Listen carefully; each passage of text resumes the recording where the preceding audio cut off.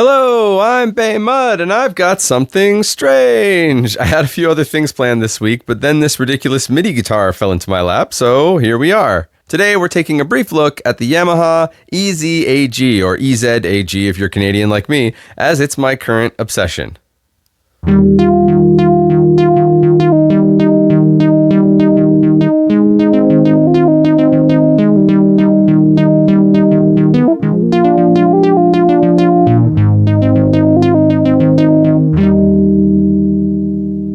You know when a movie is so bad it's good? This is the Troll 2 of instruments. If that hasn't caught your interest, then this may not be for you. Launched in 2003 as one of Yamaha's self-teaching guitars, the EZ-AG is the companion to the EZ-EG.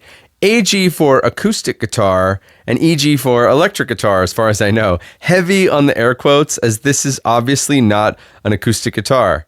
As far as I can tell, this was created by taking a normal guitar and a Rock Band controller and putting them through the teleporter from the Fly, but I digress.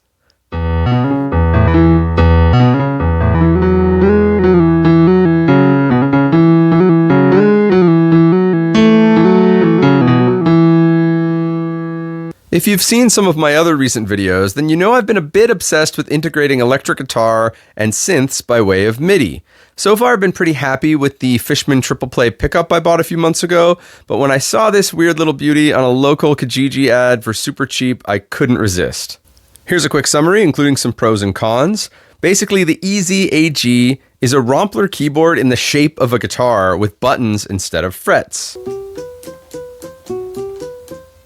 20 internal sounds, actually many more, but we'll get to that later. Strummable strings, built-in speaker, and optional battery power, as well as some onboard play-along song features to teach you classics I never need to hear again, like Tears in Heaven.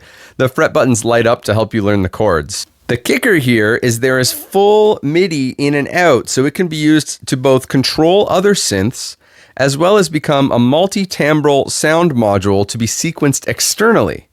Not to mention, it looks like the radical sci-fi future as envisioned by someone in the 80s, and the fret buttons make for some wonderful ASMR. Some obvious cons: the onboard sounds are super cheesy,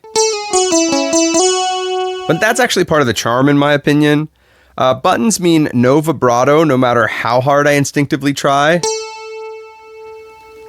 The learning section takes up valuable real estate, limiting the neck to 12 frets, and the song buttons are super easy to hit accidentally, which starts a panic-inducing count-in to the aforementioned Tears in Heaven. 1, 2, 3, 4. Furthermore, while hammer-ons work just fine,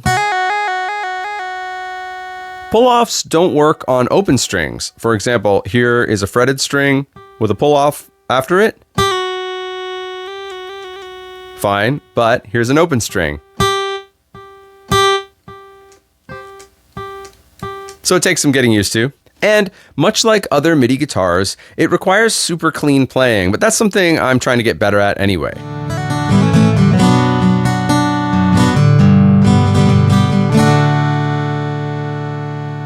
However, unlike other MIDI guitar solutions, the frets being buttons means there's zero latency, as there's no pitch to interpret. It's just like pressing a key on a keyboard. Pressing the buttons without strumming sends the note at a very low velocity as well, which can be handy from a MIDI perspective. For example, here is a pick note versus... Tuning can also be changed via buttons with some standard tuning options available, which may finally force me to experiment with other tunings. There's also a built-in capo that never fails to impress me in a Tron-like retro simplicity.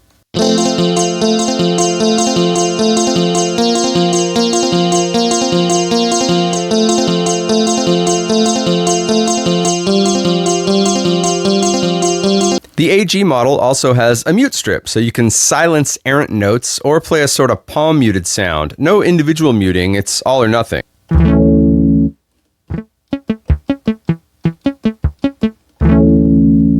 Whereas the EZ-AG model has a bitchin' whammy bar. I've never tried an EG model. I only found out these guitars existed last week, but in my limited understanding, one of the differences is the AG is geared more toward fingerpicking or playing with your bare hand. Because when I play it with a pick, it doesn't feel as good. There's something with the tension of these rubbery kind of fake strings that seems to lend itself more to playing with your bare hand.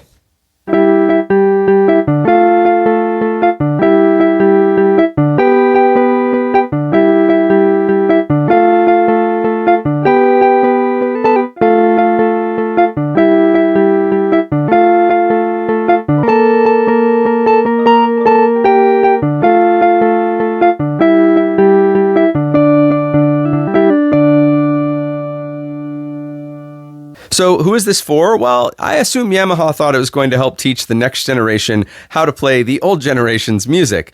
But little did they know the real audience would be MIDI-obsessed gear nerds who long for the Fisher-Price Cybertruck of guitars. I can imagine trying one of these in 2003 and being disappointed when compared to an actual guitar. Personally, I don't quite see how it would help a novice learn guitar from scratch, as it's just too weird. But somewhat ironically, knowing a bit of guitar already makes the EZ-AG useful as a strange controller. If you've got an open mind and are looking for something weird to make sounds with, they're a lot of fun. Of course, like anything, your enjoyment will vary with how much you paid. It's cheesy, ridiculous, not always easy to play, but also a clear conversation starter and more powerful than you'd first think. For instance, while you can access 20 sounds via the buttons on the unit, it's actually got a built-in General MIDI implementation, something I had no idea existed until wading through the 127-page thread on KVR about the EZ-AG. Which means there are actually over 128 sounds to choose from via external program change messages.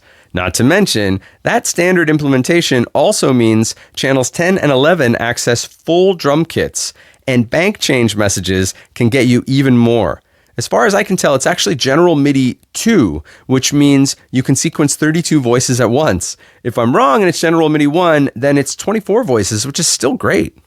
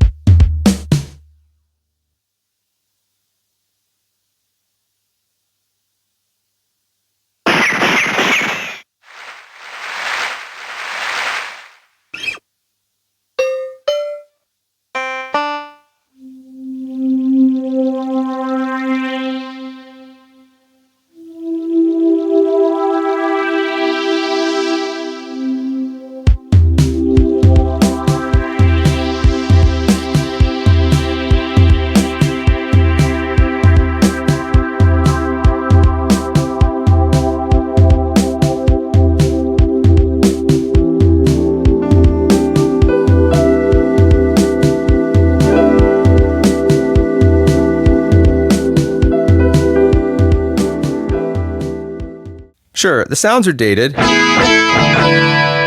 but some of them are actually very serviceable. Not to mention, you can also use it as a controller for other synths. There's no user control over the MIDI channels, which is a bit annoying, as each string is set to its own channel. But you can get around that using something like one of these CME MIDI boxes or similar software if you're more computer-oriented. In my case, it works well with the Deluge via MPE settings to merge the strings, especially using MIDI follow to control whatever synth is active.